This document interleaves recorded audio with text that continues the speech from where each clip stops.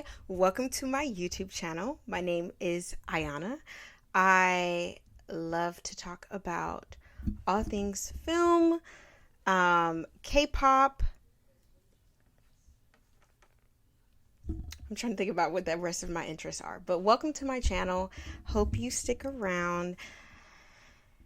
Yes, I am posting and I'm consistent, so who's gonna stop me? Not Satan, that's who. Anyway, back to the point. Thank you for clicking on this video. This is going to be the very first episode in my new series titled Does It Hit the Same? Okay, this is going to be a series on my channel where I basically discuss movies, TV shows, any media really that I want to, that I loved in my childhood, my teenhood, and that I have not watched in years. So I'm going to be rewatching all the things that I loved back then in my adulthood, and I'm just going to ask myself, does it still hit the same? You know, is it as good as I once thought it was? Is it as enticing? Is the acting well? Like, what about the directing, the writing, all of that? So I'm going to be getting into all of that. I got a whole list of movies, TV shows, and things that I want to talk about. I just feel so official with this microphone, so I'm just going to be holding it this whole entire video. But let's get into it. Today, I'm going to be discussing a film called The Standing Ovation. This is a 2010 musical film. I put that in quotations, but it is actually a musical because it has a lot of music in it. Like, I was watching it, I was like, I don't remember there ever being this many songs, but there's a lot of songs. So, as far as the IMDb profile states, it gives the description that this is about a group of friends competing in a national tween music video contest. Enter a world of hilarious adventures, original songs, and never before seen dance routines. You will be left believing in the power of childhood dreams. Wow. Sounds interesting, doesn't it? So first off, I'm going to start off with my, initial thoughts. Like, what was I really thinking? Of course, I can't go back to when I was 12. I think that's the first time I seen this movie. I was actually 12, maybe 11. I think I actually was 11, 2010, yeah. So I can't go back to when I was 11, but I'm just pulling from my Rolodex of memories of like first experiences. And so these are some things that I jotted down about what I thought initially going in to see this movie. I originally heard about this movie because I don't know about y'all, but when I was in middle school, my favorite obsession was the Wendy Williams show. Okay? How you doing? How you doing? How you doing? How you doing? How you doing? How you doing? Right? Like, that was my obsession when I was in middle school. So I was avidly watching the Wendy Williams show. One day, Stuart Rayfield, I think that's how you pronounce his name. Don't quote me though, because I'm not sure. But he appeared on the Wendy Williams show, and he was promoting his new film that he had directed and written. And the film was The Standing Ovation. So he played a clip from the film as well. And he's like, yeah, it's this film that I've just made for like tweens. I put a lot of heart into it. So like, it's got dancing, it's got singing, it's got acting, it's got everything. And I'm thinking to myself, wow, I've got to go see that. That sounds like something that I need to go see. And so after I watched a little clip of like the preview, I was like, yes, I've got to go see it. I've got to get down to the movie theater. So I convinced my mom to take me, and y'all, this should have told me everything that I needed to know about what was to come. When I got into the movie theater, first of all, it was a very small movie theater. The actual like cinema is huge. However, the theater that they were playing this particular movie in was so small. I remember like walking in, I'm like, dang, like this is opening weekend. Like, why is it in this small theater? It's in the small theater, Ayana, because nobody wants to go see it. But, didn't let that deter me. However, I specifically remember there being, I want to say, 5 people in the movie theater. That's including me and my mama, too. So, really, 3 other people in the movie theater. I was like, wow, that's crazy. And then I distinctly remember one person walking out in the middle of the movie. Just got up and walked out. Now, that's something. When somebody pays their money for something and they just walk out, they're like, yeah, I don't see the benefit of continuing with this venture. It says a lot. I think I really liked the film after I saw it. Again, I was 11. So the true cynicalism, is that a word? I'll use it. I don't think my cynical side, that's a word though. I have a feeling that it's a word. The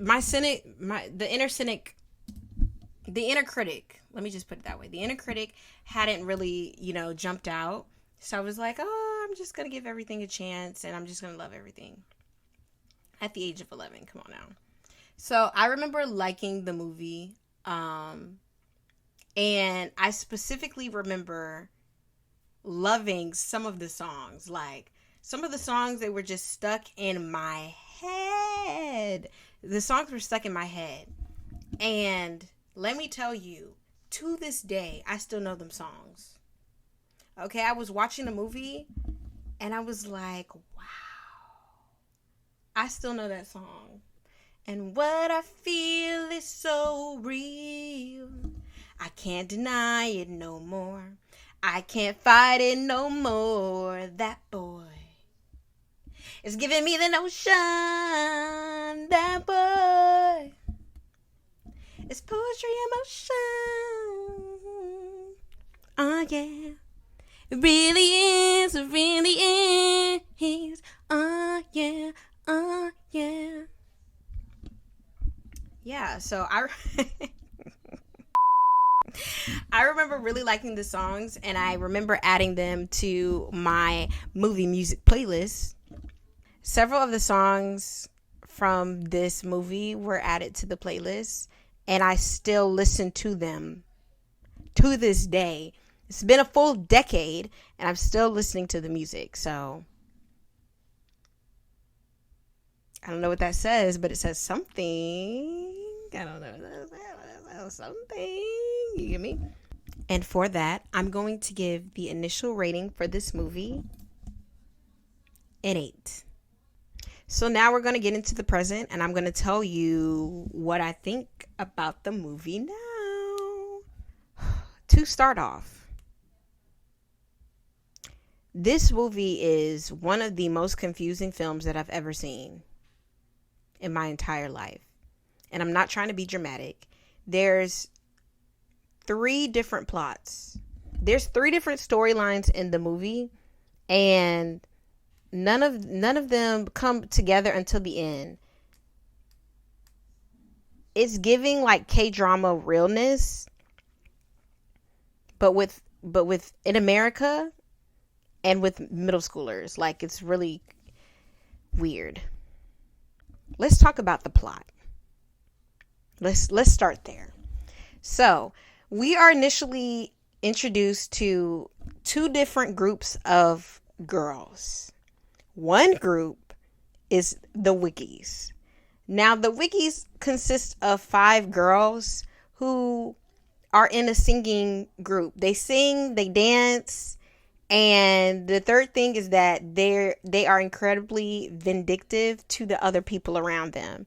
So if there's a talent show, they're the ones that are going to poison the apple. But the Wiggies are talented. The Wiggies are talented. They're a talented group of gals. Second, we are introduced to the 5 Ovations. Okay, as you can guess by the name, they are our leading ladies of the movies. Okay, they are the ones that we are supposed to root for. They consist of Brittany, Maya, Blaze, Cameron, and Tatiana. Okay, the 5 Ovations. And they're just trying to make it. Or so it seems. Well, no, that's what it is. They're trying to make it. But the Wiggies keep slowing them down. The main plot of this film is that the Wiggies and the 5 Ovations are battling it out for one grand prize of $1 million. For $1 million. The biggest crime this film commits is trying to tell us that the Wiggies and the 5 Ovations are in the same age range. Please. My good sis looks like she's pushing 28. And you want to tell me that she's in the same age group as a 12-year-old? And then we have Miss Alana Wannabe, and she's gonna be. Alana Wannabe, and I'm gonna be. Okay? And she just wants to make her dreams happen. And you can't tell me that these 3 groups of ladies are in the same age range. Casting director, what do you take me for? Like, that was the biggest crime this film committed outside of the plot. Let's get into the plot. So the main plot is the 5 Ovations and the Wiggies are forever battling it out. First, they are trying to see who wins the talent show. Then from there, it is announced that a record company is putting on an audition. They're doing a talent search and they want to sign the people who win the group or the individual who wins the talent competition. And what is the grand prize? A contract. What is the other grand prize? $1 million. For $1 million. The other grand prize is $1 million.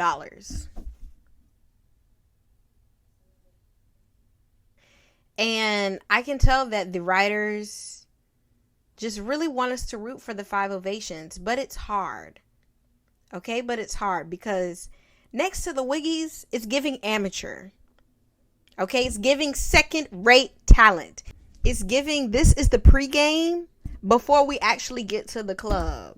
And that's our main plot. We follow them throughout their journey of fighting back and forth and back and forth and back and forth. I just got to give y'all a Wiggies appreciation because the girls just got it. Like they say, if you ain't got it, you ain't got it. The theory is brilliant. Arby Graham in a wheelchair. Drake! Yes! The girls got it. They've got the singing. They've got the dancing. They've got the costumes. Like, everything is just on point. Everything is amazing. They just petty. And I'm like, y'all could win this without the trickery. If I was a judge, I would have picked y'all without y'all having to put pepper in somebody's microphone. Like, what is that? And the word supplies. Oh no. You can't do that. You can't do that.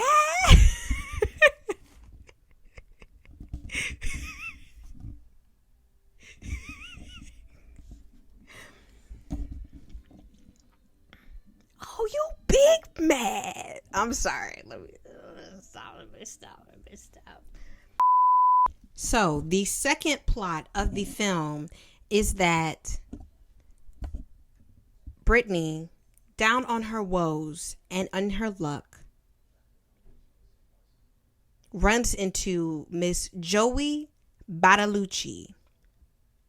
And let me tell you something about Joey Bartolucci. For one, she's a 12-year-old manager. All you gotta do is let me manage you and the group.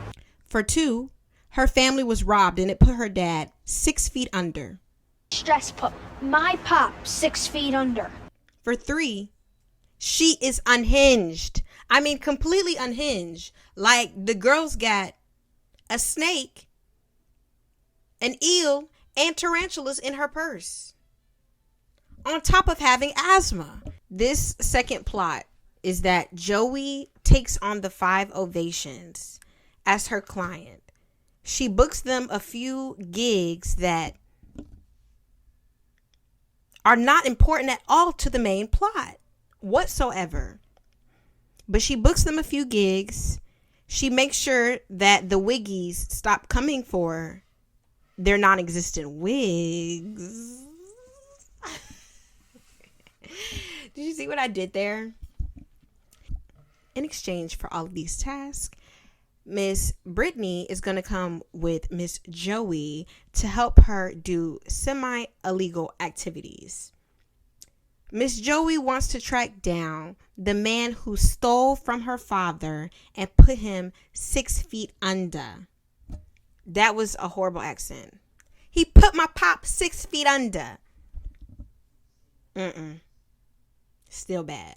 Okay, but basically her dad had a safe that some man cracked into, and the money was gone, and her dad died of a broken heart from not having his money.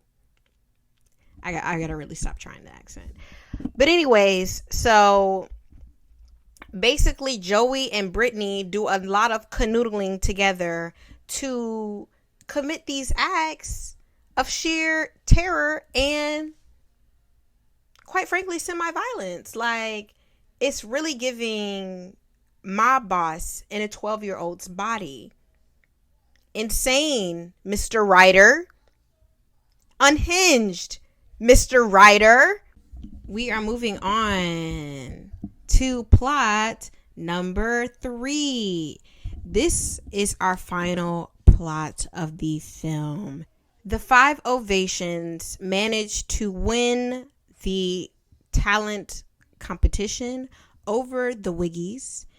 Granted, I really don't know how. The song was okay. It wasn't their best material.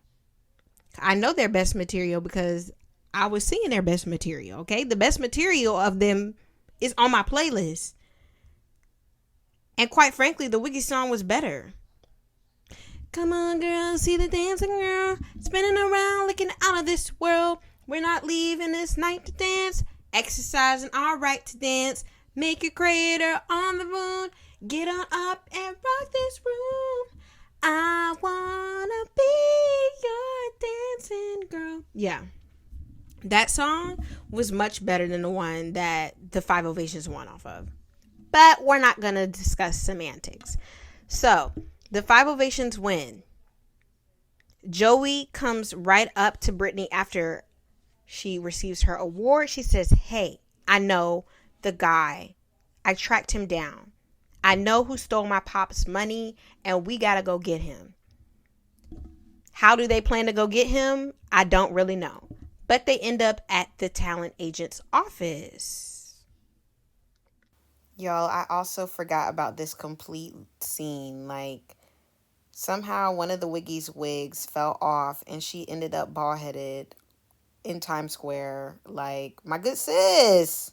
Okay? They end up at the talent agent's office. Now, mind you, they just won a contract with this talent agent. So they're like, I need to speak to so-and-so. Receptionist is like, I can't do that. You don't have an appointment. But who, lo behold, walks by? Said talent agent. He walks by and he's like, send the kids into my office. I got them. So they go into the office. Joey's like, Brittany, take it away. Brittany proceeds to lay into said talent agent, and say, you stole money from Joey's daddy so-and-so years ago, and you used that money to get rich and start this company. And are you not ashamed? And you need to give it back or else. Now, the man does the only logical thing to do in a situation like this. That man laughs his behind off. And quite frankly, I would do the same. You're in trouble. This is insane. This is insane. Glory, hallelujah. Oh my God. This is great. Honey, or else? Or else what? You are 12. I am a grown adult. Who gonna check me, boo? Who gonna check me, boo? Who gonna check me? That's all I gotta ask. Who gonna check me, boo? I'm telling you. Were you this weird when you were 12? I wasn't. I would not be caught outside berating some adult by giving some money back to somebody that I ain't never met before. It just wouldn't happen. My mother didn't raise me that way. But maybe that's just me. So anyways, back to the plot. Old dude starts cackling. He's like, first off, that wasn't his money that I took. It's the government's money. So call the police, baby. And matter of fact, while you at it, call the IRS. Okay? And he's like, yeah, I'm not giving anything back. I don't owe y'all anything. And then he says the famous line, dumb is dumb and ain't nothing dumber. And from this line, Brittany is able to put together that this is her biological father. In true K-drama fashion. Because how did you put that together? I feel like that's a bumper sticker saying. And you're telling me from that bumper sticker saying that you were able to deduce that that was your biological father who left your family years ago when you were a baby. You've never seen his face. All his photos, his face is X'd out. You've never seen him, never heard his voice. But from that one saying, you were able to tell, this is my daddy. Writers, what do you take me for? An 11-year-old? So she pulls up his sleeve, sees his tattoo that looks like the tattoos I used to get from the laundromat when I put in 2 quarters and twisted the knob. She sees the tattoo on his arm and says, Joey, you lied to me. You used me. You knew the truth and you used me. And she runs out. And old man is like, what is going on with both of y'all? Okay. And so Joey turns to him and she's like, yeah, she just found out that you were her dad. So I could understand that made her sick and weak in the knees. Cause yeah. And he's like, what? And she's like, yeah. And then she runs out. And then he's like, and so Brittany's like, I don't ever want to talk to you again. Use a fake one. Why you always around me? You just use me. Blah, blah, blah, blah, blah. And what does Miss Joey do?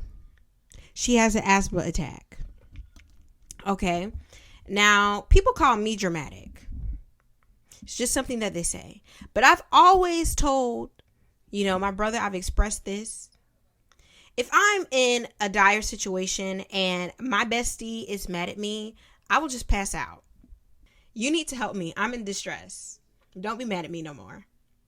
And that's just the tactics that I use. That was never not something that I would ever do in my entire life or my bestie's entire being. I would never go and find her long lost father and then make her go on a wild goose chase with me to get back at her father for screwing up my father. It's just a lot of stuff going on that I would just never do. So They become besties again because she's like, I found your inhaler. Don't die. Cool. We go back to the projects. Not necessarily the projects, but the boardwalk. It's giving the same vibes. We go back to the project boardwalk. And lo and behold, Miss Brittany wakes up. It's like Christmas outside. She comes out. What's going on? It's your dad, sis. Whose dad? Your dad. He bought all of the toys for everyone here. Who comes up in the limo? It's dad. And he wants forgiveness. And he states, I didn't mean to be gone this long. but you were meant to be gone. I feel like we're not focusing on the real things. And he's like, forgive me. And so they host a party. She says that she wants her mom back. And he's like, pick something else. I can give you anything that money can buy. She's like, I want my mom. Can't do that. Can't do that. Can't bring her. Pick one thing and I'll make it come true. I want you to bring back my mother. Money don't do them type of tricks. But they forgive each other. Well, it was nothing that she needed forgiveness for. She forgives him. The Wiggies perform. The end. I'm telling you, that was a wild goose chase. It was a wild goose chase of 3 different plots. None of which made sense. But they all had potential. I feel like if we just would have focused on one, things could have been better.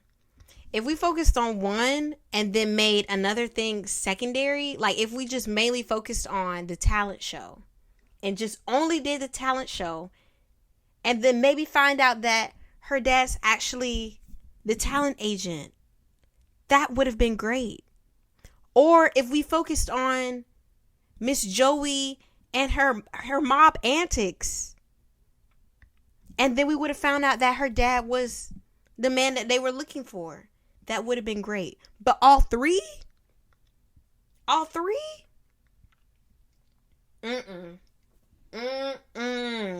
No siree. I'm here to tell you that's a no. That's a no. You definitely got too much dip on your chips, sir. Way too much guac on that taco. Way too much Coney in the island. Does it still hit the same? And I'm here to tell you that it doesn't. I think when I was 11, a lot of things just was water off of a duck's back. But in the words of one of my besties, I am no longer a duck. Okay? Stuff is just not sliding with me anymore. It's like none of that made any sense. Overall rating, what I would give the film today. I think I would have to give the film a solid 5. Maybe 5.5. The reason is the music is just too good for it to be lower than a 5.